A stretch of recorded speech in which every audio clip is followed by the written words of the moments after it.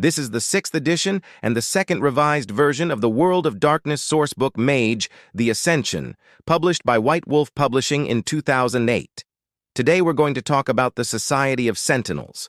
The Society of Sentinels has been waging a quiet war against the supernatural for most of recorded history.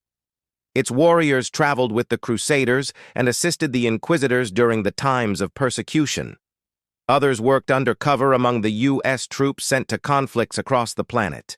According to some tales, there were sentinels working within the Roman legions and among the armies of the pharaohs, although most members dismiss those tales as exaggerations.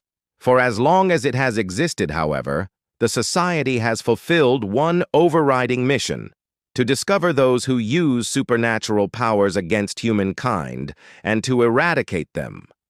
Much of the time of the Sentinels is spent in research and investigation, rather than actual monster hunting.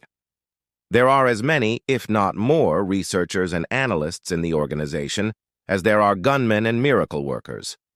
Sentinels spend a great deal of time following news reports and investigating any strange or unusual incidents they discover. Murders are always investigated, if only to discard any possible supernatural connection. Sentinels often masquerade as reporters, private investigators, and scientists. In some cases, the Sentinels are real members of these professions, carrying out the directives of their society. When an actual supernatural threat is discovered, as many Sentinels as can be safely and timely gathered together assemble and march out to confront it. The resources the Sentinels can bring to bear on any one threat vary widely from place to place. In some third world nations, the Sentinels have enough influence to co-opt entire army units, while in some places in Europe, members do not even have access to firearms. In some cases, only a few devoted people are sent against dangerous creatures or cults, armed only with their faith and the power of prayer. Bitter experience has taught the society to always send at least one member who knows how to handle mundane threats, however. Many of the Sentinels are mundanes, relying on their weapons and courage to do the job. The core of the society is made up of men and women whose faith allows them to do the impossible, the inspired who can work miracles under the right circumstances, and a number of seers, who use their God-given talents in the service of humankind, are the main weapons in the war against the supernatural. Along with their mystical power, the Sentinels have a network of contacts among the police, several religious organizations, and the military of almost every country in the Western world. Through these contacts, the Sentinels gather information and cover up their activities, which often call for the direct application of violence. The official records of the Sentinels date back to the 11th and 12th centuries CE, the time of the First Crusade. As people both base-born and noble flocked to the call of the cross and the war to recover the Holy Land, the society started recruiting members in the strictest secrecy. It was hinted that the church approved of the organization, but no official proof of this approval was ever offered. The recruits were given ample proof of the existence of the supernatural, and during those years of war and chaos, as crusading armies marched and looted and burned through Europe and the Middle East, the Sentinels uncovered and destroyed many a monster, from blood-hungry vampires to malevolent dragons. Hints in old manuscripts and fragments of private letters indicate that the society had been active far before the times of the Crusades, however. Some of the more daring Sentinel scholars place their origin before the birth of Christianity. One camp of occultists holds that the original Sentinels were followers of Mithraism, a monotheistic religion that flourished in the Roman Empire. There are rumors that the true masters of the society are not human beings at all, but seraphim, angels who lead the struggle against the adversary.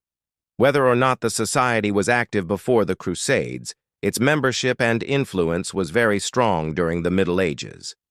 Although it remained a private organization with no direct links to any church or state, the Sentinels enjoyed the support of many members of the nobility and the clergy, including dukes, barons, bishops, and cardinals. They fought in secrecy, partly to avoid vainglory, and partly to be allowed to root out evil wherever it was found. Be it in the meanest village or in the royal palaces of Europe, without any interference from outsiders. Membership eventually became hereditary, and entire family lines have served the society for as many as 20 generations. Even in modern times, the Sentinels have continued to wage their war. Membership declined, but most Sentinels remained true to their cause. Occasionally, some members became corrupt and tried to use the power of the society to further their own ends. In the last 30 years, the Sentinels have grown in numbers and power, but so have their enemies. The Sentinels believe in one God who created the world and who is the Lord of all things. They also believe that he has an adversary, a lesser power capable of great evil. The struggle between these two forces has existed since the time of creation, and the adversary often sends its minions to Earth to bring down terror and destruction upon helpless humans. The Sentinels see themselves as God's agents on Earth, protecting all humans, faithful or unbelievers, from the forces of evil. In the past, the Sentinels were predominantly Catholics, and to this day they remain dominated by Christians from all denominations, with smaller but growing contingents of Muslims and Jews. Religious differences are largely ignored, and theological arguments are quietly discouraged. Many Sentinels believe that the discord between different religious groups has been the work of the adversary, to trick the faithful into fighting one another instead of devoting their energies towards facing the larger evil. The Sentinels still consider pagans and those who worship many gods to be at best dupes and at worst servants of the adversary.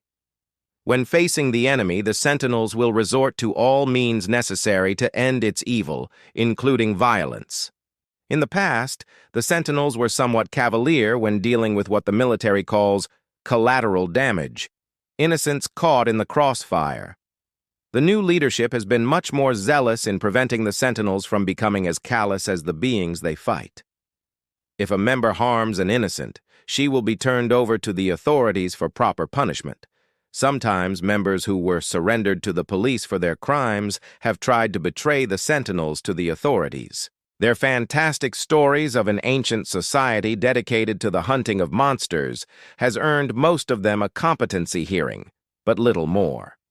Of all the covenants, the Sentinels are perhaps the best prepared for the time of reckoning. To most members, the signs do nothing but confirm all their beliefs. Most now think that all their previous efforts were nothing more than skirmishes prior to the approaching Armageddon. The Sentinels are steadily growing in numbers, but at the same time are suffering more casualties than ever before, as the forces of evil grow in power and savagery. Members come from all parts of the world and all walks of life, rich or poor, educated or ignorant. Most Sentinels came into contact with the society when they or their loved ones were victimized by the supernatural. Others were called to the order through visions and prophecies, much like the saints and prophets of old. The numbers of these inspired members has been on the rise in the last 4 decades. In the past, membership was handed down from generation to generation through the families of previous members, and this tradition is maintained by some of them, but regrettably, many Sentinel family lines have died off without new progeny, in some cases wiped out by enemies of the society. In other cases, the would-be heirs to the tradition have reacted with disbelief and refused to participate in what they consider an exercise in insanity. Becoming a Sentinel is not unlike joining a monastic order. Members are required to devote all their time and energies to the purposes of the society. The Sentinels are paid stipends and grants to allow them to operate without needing a mundane job, and they are also offered free room and board in any of the dozens of chapel houses the society owns throughout the world. Although they are not subject to vows of poverty, most Sentinels give up all their wealth and possessions to the order, or have no compunction about using their money to help fellow members. Some members continue to hold down jobs, but only because they are in a position to pass on valuable information and services to the society. They include many police officers, public servants, journalists, doctors, and similar professionals. Some Sentinels also move around seemingly at random, following hunches they consider to be divine guidance. The Covenant is divided into chapel houses. There are chapel houses in most major cities of Western Europe, North and South America, and, more recently, Eastern Europe.